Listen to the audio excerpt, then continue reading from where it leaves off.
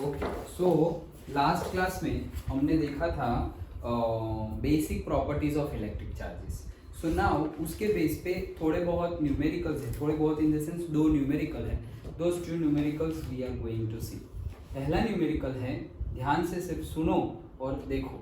If 10⁹ electrons move out of a body to another body every second, मतलब क्या बोल रहे हैं? एवरी सेकेंड मतलब क्या? पर सेकेंड. तो एक सेकेंड में 10⁹ इलेक्ट्रॉन्स, 10⁹ इलेक्ट्रॉन्स एक सेकंड में. ओके, इन 1 सेकेंड.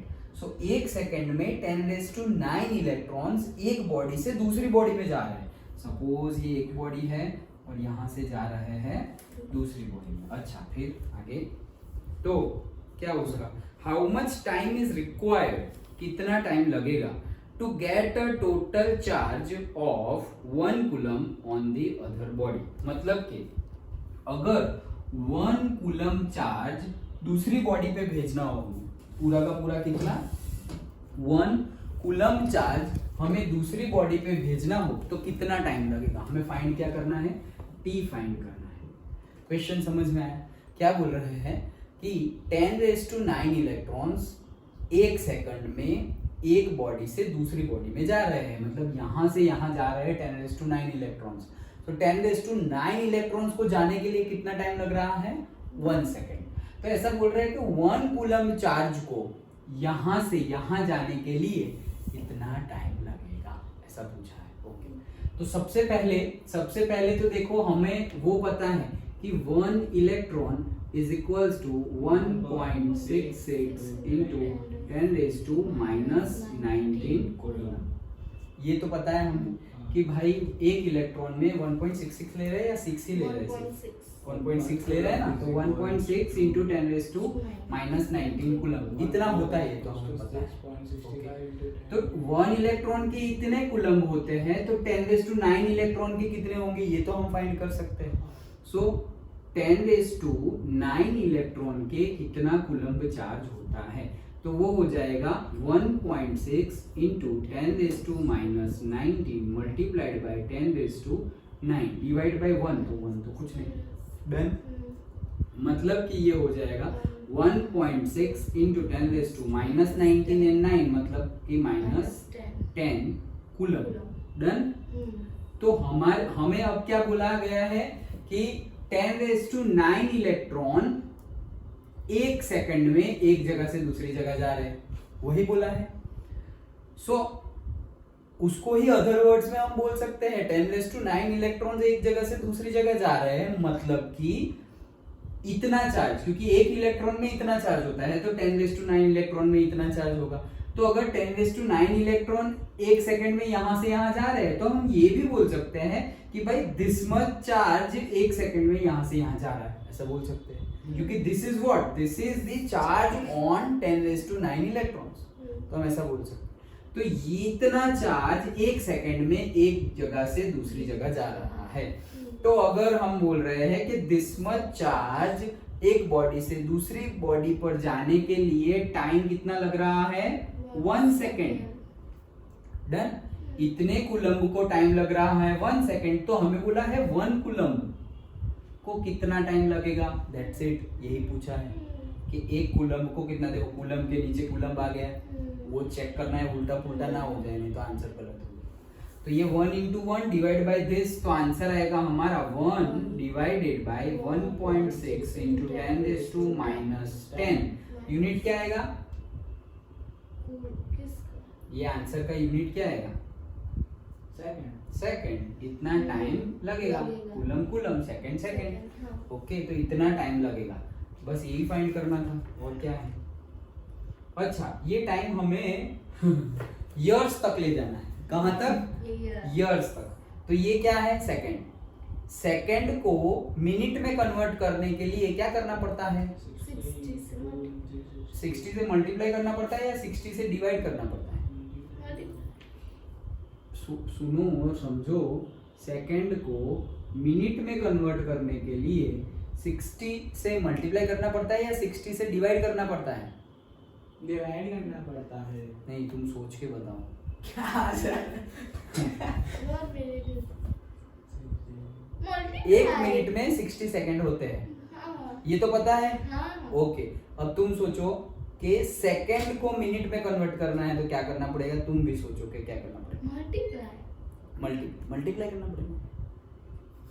हाँ सर, मल्टीप्लाई तो करना पड़ेगा, क्यों करना पड़ेगा? ऐसा 1 minute is equal to 60 second, बराबर। ऐसा उल्टा करना है, सेकंड को मिनट, सेकंड टू मिनट में जाना है मुझे, डिवाइड करना पड़ेगा, डिवाइड करना पड़ेगा। ये तो डिवाइड बोल रहा है और वो पता नहीं, मैं कंफ्यूज हूँ। कंफ्यूज क्या हो गया, ये छोटे बच्चों के क्वेश्चन है। तो ये सब तो हमने 11 में भी देख लिया यूनिट कन्वर्जन। तो मैंने पहले भी बताया था तुम्हें, 9-10 में भी बताया था कि अगर तुम बिगर यूनिट से स्मॉलर यूनिट में जा रहे हो तो मल्टीप्लाई करना होता है, और स्मॉलर यूनिट से बिगर यूनिट में जा रहे हो तो तुम्हें डिवाइड करना होता है। ये ऐसा कुछ बताया था, याद आया या नहीं आया? कोई बात नहीं, चलो। Bigger unit to smaller unit में जाएंगे तो मल्टीप्लाई, और स्मॉलर से बिगर में जाएंगे तो डिवाइड। अच्छा, तो अभी तुम कहां से कहां जा रहे हो, सेकंड टू मिनट जा रहे हो, तो ये बिगर टू स्मॉलर है या smaller to bigger? Bigger to second बड़ा मिनट बड़ा, smaller to bigger, smaller to bigger, smaller to bigger जा रहे हैं। स्मॉलर टू बिगर जा रहे हैं तो हमें डिवाइड करना पड़ेगा, ठीक है। तो मैं यहाँ पर अगर मैं 60 से डिवाइड कर दूं तो ये सेकंड की जगह में लिख सकता हूँ क्या, मिनट। Done, okay. और मैं और फिर से 60 से डिवाइड कर दूं तो ये मिनट की जगह में लिख सकता हूँ आर। डन। और अगर मैं कितने 24 आवर, तो और अगर मैं 24 से डिवाइड कर दूं तो ये आवर की जगह में लिख सकता हूँ डे। और अगर मैं 365 से भी डिवाइड कर दूं तो मैं डे की जगह लिख सकता हूँ ईयर। डन। यस। तो ये जो तुम्हारा आंसर आएगा दिस मच ईयर, ओके, है ना हमारे पास। समय भी होता नहीं तो वैसे तो सिंपल हो जाएगा थोड़ा बहुत। कैसे 10⁻⁻10 ऊपर ले जाओगे तो प्लस हो जाएगा, और फिर 1.6 को भी पॉइंट तो 10⁻11 हो जाएगा। वो 10⁻11 ये दो जीरो है तो 10⁻9 हो जाएगा कट होके, ओके। और फिर तुम्हें डिवाइड करना पड़ेगा, लेकिन मैं यहाँ पे सिंपली तुम्हें बता दे रहा हूँ 1.6 इंटू 10⁻10 वो भी लिख दिया इंटू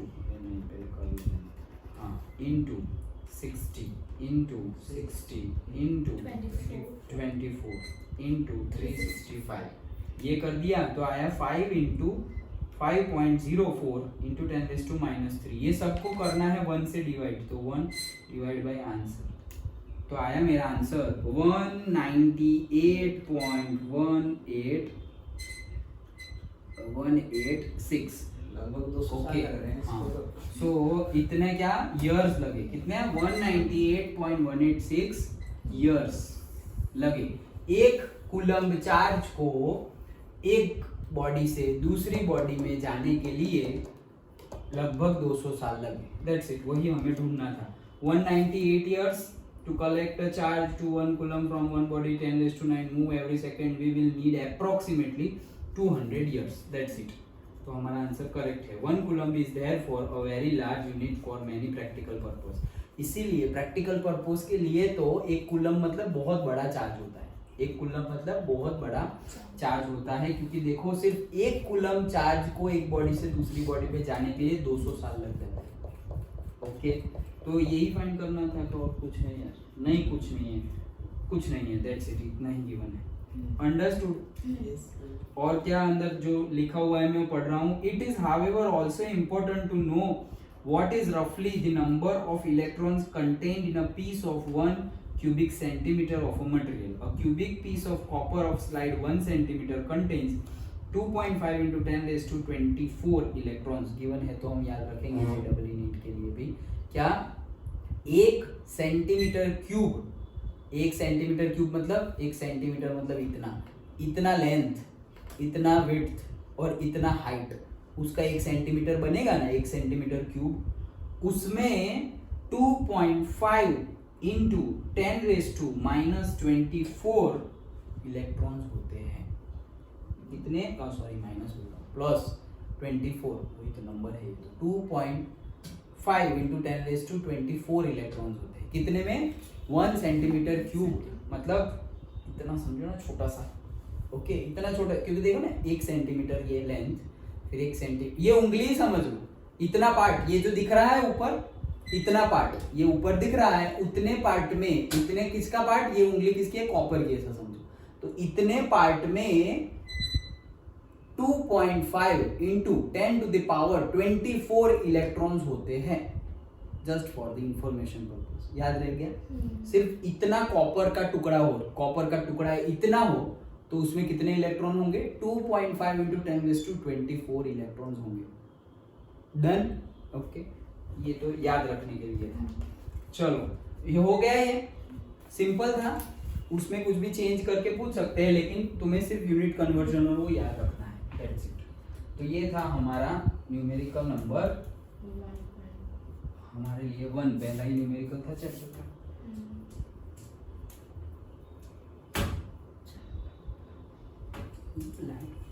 हो गया है।